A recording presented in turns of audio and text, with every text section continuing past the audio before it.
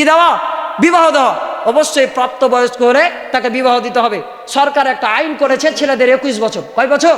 21 বছর। এখন 13 বছর হয় না, তারা গিয়ে পাকা সব কাজ জানে, ফরওয়ার্ড।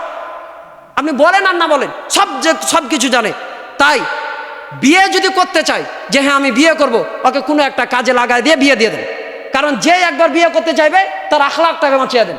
ওই যে বলেছে, মুখ ফসকে বলুক আর যেই বলে বলুক, আবেগে বলুক আর বিবেক দিয়ে বলুক, বলেছে তখন বিয়ে দিয়ে দিবেন। বিয়ের ক্ষেত্রে আল্লাহ রসুল সাল্লাল্লাহু সাল্লাম বলেছেন, বিয়েতে পাত্রী দেখার ক্ষেত্রে 4টা বিষয়কে লক্ষ্য করতে হবে। 1 নাম্বার, তার সম্পদ আছে কিনা, মেয়ের সম্পদ আছে কিনা। 2 নাম্বার, তার বংশমর্যাদা ঠিক আছে কিনা। 3 নাম্বার, তার রূপ সৌন্দর্য ঠিক আছে কিনা। আর 4 নাম্বার হচ্ছে দিনদারিতা ঠিক আছে কিনা। 3টাই যদি না পায়, দিনদারিতা যদি ঠিক থাকে, বিয়ে দিয়ে দেন, ভালো হবে, ভালো হবে। হারাম দিকে না যে, খারাপ কাজ না করে, অশ্লীলতা না করে, কারোর সাথে পরকীয়া না করে, জেনা না করে ভালো থাকুক। ও যদি জেনা করে, আপনার মেয়েটা যেমন বদখাচিরা হবে, যার ছেলে জেনা করবে সে আপনাকেও জাহান্নামে নিয়ে যাবে, ওকেও জাহান্নামে নিয়ে যাবে, সবাইকে জাহান্নামে নিয়ে যাবে। তাই জাহান্নাম থেকে পরিত্রাণ হতে হবে। আর 13 নম্বর হচ্ছে উত্তরাধিকারীর একটা আইন আছে।